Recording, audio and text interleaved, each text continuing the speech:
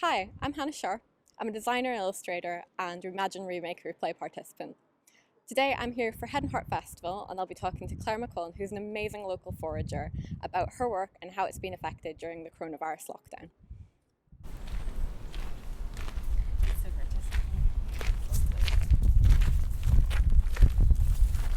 So Clare, introduce yourself and tell us a wee bit more about what you do. So yeah, I'm Clare McQuillan. I run a very small business called Feasting on Weeds, and I'm a foraging guide. My job circles around inviting people out to outdoor spaces like this, gorgeous botanic gardens, and showing them how to identify edible plants. That sounds amazing. How did you get started in foraging? It doesn't really seem like your average kind of hobby to get started in. No, definitely not. I started one because I was really passionate about food. So the attraction of foraging was all about free ingredients, which was very exciting to me. Two, definitely spending time outside was a big part of it as well. So I went out on a walk with a foraging guide who works in Belfast, and a few years ago on Cave Hill, and he showed us that there was about 30 different edible plants, wild plants growing there, and it was a totally kind of mind-blowing moment for me. And from then I got really focused and really kind of started to study and became kind of obsessed with it basically from then on. So are you ever worried about maybe eating the wrong thing while you're foraging? I know that's a worry that people have when they first start out.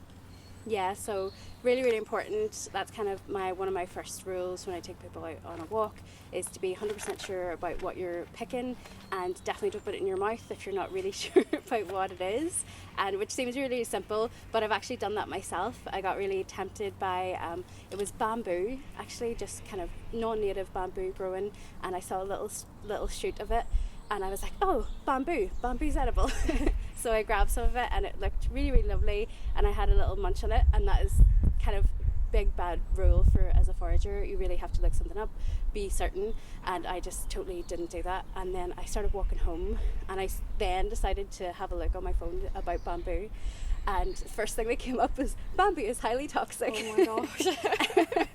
It turned out it was a different species of bamboo, but that was pretty terrifying, like 20 minutes walk home, because I thought, who am I going to tell that I accidentally poisoned myself? Wouldn't be very good for my business. So yeah, it's really important. But actually, in my experience in Ireland, it's quite hard to poison yourself if you're sticking to plants.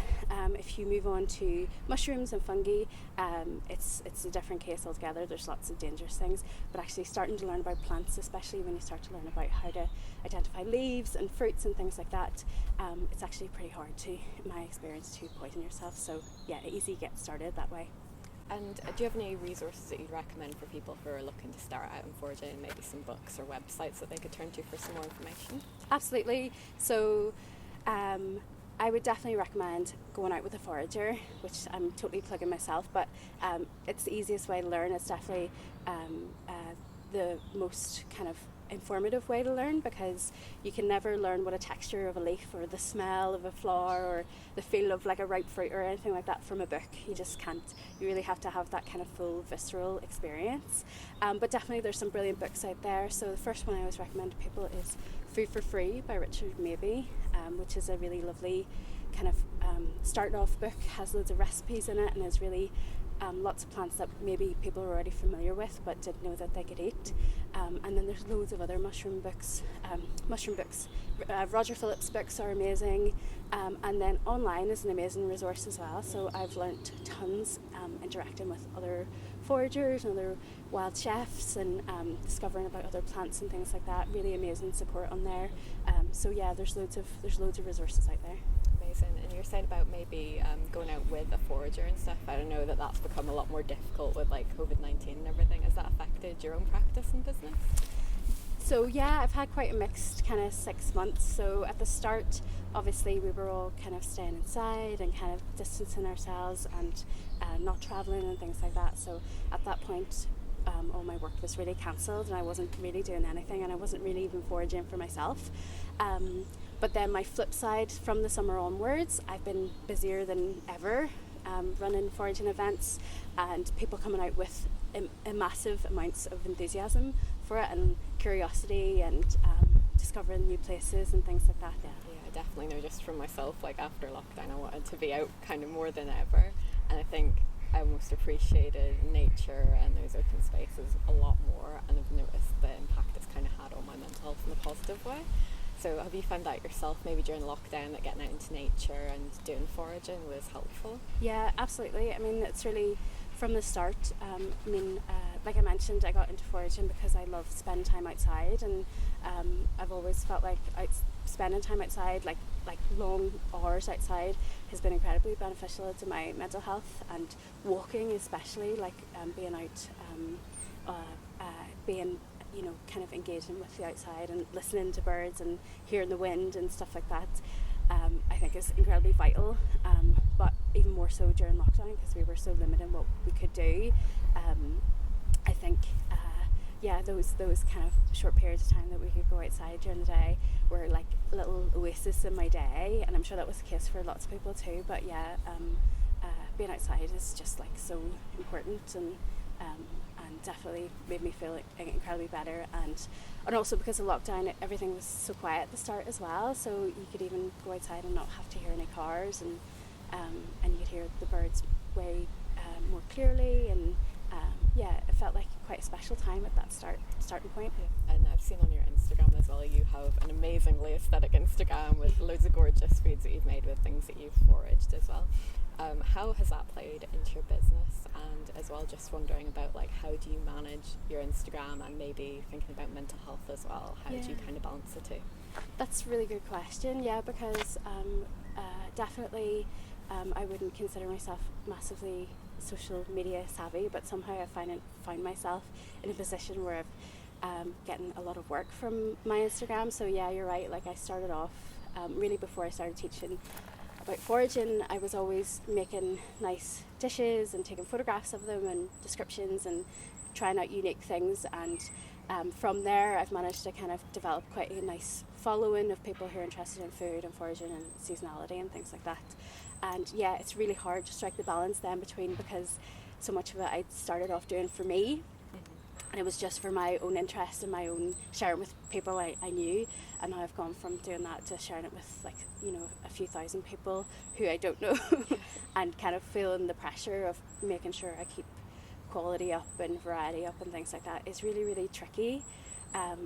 So yeah, it's really important to be authentic in that way. So I never kind of, although I feel a little bit of pressure, I always try and keep things, this is just what I happen to be doing today, and this is still for myself, and I'm sharing it with you because I think you might like it too, and never feel like I have to do it, and also keep that authenticity to attract people to what I do as well, because I think it's much more natural and it's more enjoyable for people as well, but also knowing how to step away. So I do feel that pressure too of people sending me loads of pictures of things that they found in the park, or people sending me pictures of mushrooms at this time of year all the time. So yeah, sometimes I have to kind of go and send people a message to say I can't do that today, or things like that. But I really love engaging with people as well. That enthusiasm is really, really nice. But yeah, you're totally right with your mental health. It's a good idea just to kind of not dwell too much on my content, and kind of be right, that's done for today, and then step away. I try to strike a balance of not be on my phone too much and spend more time outside, because I got to do both in order to keep these things going. So that authenticity on social media especially is really important, but do you find that because foraging was your hobby, that you sometimes just step away from social media and just do it for yourself, really? Yes, so I say I'm out foraging a lot, but it's not something I do every day, all day. So yeah, it's really important for me.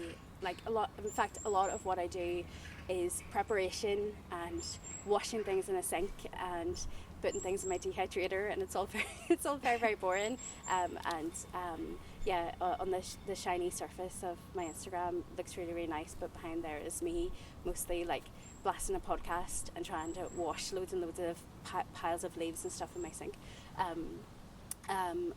So yeah, doing those things is kind of the kind of flip side of it, which I really enjoy. I'm a cook first and foremost. So I'm making those delicious things for me to eat as well. So cooking's a big part of it. So of what I do, but also if I'm looking for something nice to do for myself, I'll pull out a new recipe, and it might not have anything to do with foraging, but it'll be something new to try, and I'll make something like that for my husband and I, and also just like going outside and spending time in new places as well. Again, nothing specific to do with foraging, though we always end up foraging anyway. But kind of going to new places and spending some time, especially if there's somewhere quiet to go, somewhere new to go. It's like really, really vitally important to me, and it's like my treat is to go somewhere new and it have nothing to do with work, you know. So yeah. I just have this is a bit of a random question, but when all the COVID stuff first started out, and there was like people going to the shop and buying everything up, and there's almost like food shortages and lack of availability of certain foods and stuff. Did the fact that you could just go out and almost find food and discover it just in the wild, did that kind of reassure you, or was that almost something separate for you? That's an interesting question, because it is something that lots of people ask me during lockdown. Was like, the people were like, "You're sorted. You don't need to go to the shop. You don't need to worry about like getting any substantial food, because you can just find it." That's kind of interesting, because really, if you were to try and survive on what you could find in the parks or in the wilds of Northern Ireland, you wouldn't last too long because there's not many substantial calories. Like I'm talking about plants. Obviously it's different if you were like fishing or things like that, but yeah, so if you're relying on plants alone, you wouldn't last too long. But saying that, there is something to be said if we were in a position, and a lot of people were concerned about buying pasta and starchy things and stuff that lasted a long time. We were all kind of, that kind of end of days mindset at that point. There is definitely something to say about adding to those things. So, and that's a lot of what I do actually, is kind of, finding staples, because a lot of what I make, even though it might look nice, is pretty simple. It's quite simple food. So like breads and cakes and things like that, but bringing in those kind of wild ingredients to make them interesting or more delicious, or adding in that seasonal aspect, taking advantage of nutritional aspects of those kind of like fresh greens and things like that. Really, really important if you're not having access to if you don't have access to good quality fresh vegetables and ingredients. You can get that from the wild. There's loads of like all those vitamins and nutrients and stuff are all tied up in things like nettles and other weeds, so bringing those into your diet, although like I say, you won't be able to survive on those alone, but those can be like a big vital part of keeping you healthy, especially like at this time. You're saying about people maybe getting in contact with you and saying, oh, you're sorted. Did you find that people maybe had a bigger interest in learning about foraging during that time because they were a bit more panicked? Yeah. I know for myself, I know a lot of people who started fermenting foods and made their own sourdough starters. Like, I was completely guilty of that, and it was almost like trying to calm down that anxiety a wee bit. Did you find a lot of people getting more interested in foraging and things around that time? Yeah, absolutely. Definitely there was a big increase of people sending me pictures of fruits and things like that, but also people get in touch with me to ask me where they could find elderflowers and are these greens that I found, is this wild garlic and things like that, and I think that definitely was I noticed a spike definitely this year, and I think that definitely was an aspect of that that kind of COVID concern, mixture of probably people spend more time outside in general and being engaging and kind of noticing the things that are around them, because that's such a big part of foraging. But I think people were doing that naturally, like sending me pictures of random leaves and trees and things like that, but also definitely people kind of probably thinking about where their food comes from a little bit more too, so I mean, friends of mine who are organic gardeners or greengrocers and things like that saw a massive increase of people wanting to buy their goods and kind of be aware of what was available and in season and things like that, just naturally from that kind of like worry. Definitely I saw that kind of effect on my people get in touch with me and kind of going, what is this, and definitely I saw that happen on my walks too. So usually on my walks before COVID, most of the time people don't pick stuff, they don't take things with them. Basically everybody I've taken out for the last few months they've got a basket and they've filled it with stuff no matter what it is.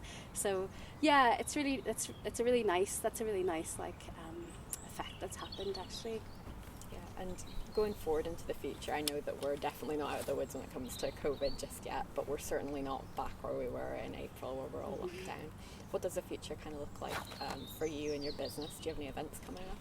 Yeah, so like I say, I'm really, really busy, which is wonderful, and I'm really grateful for it.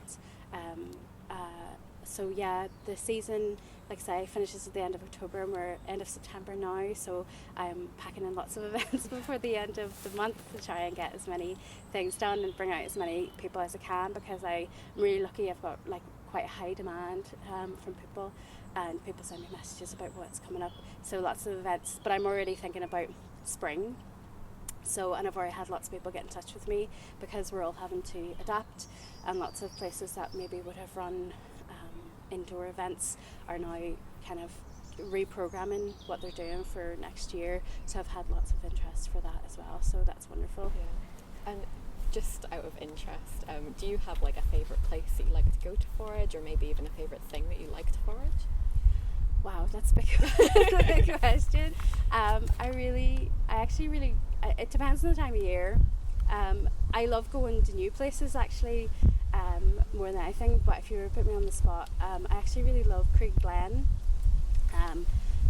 It's a really kind of special place that not a lot of people know about, and it's really right in an urban part of the city, but it has waterfalls and it has a huge amount of really unique edible plants, and it has beautiful views, and very often you'll go up there during the week and you might not see somebody else. So if I was up there, I know that there's quite a few plants that are quite special to there.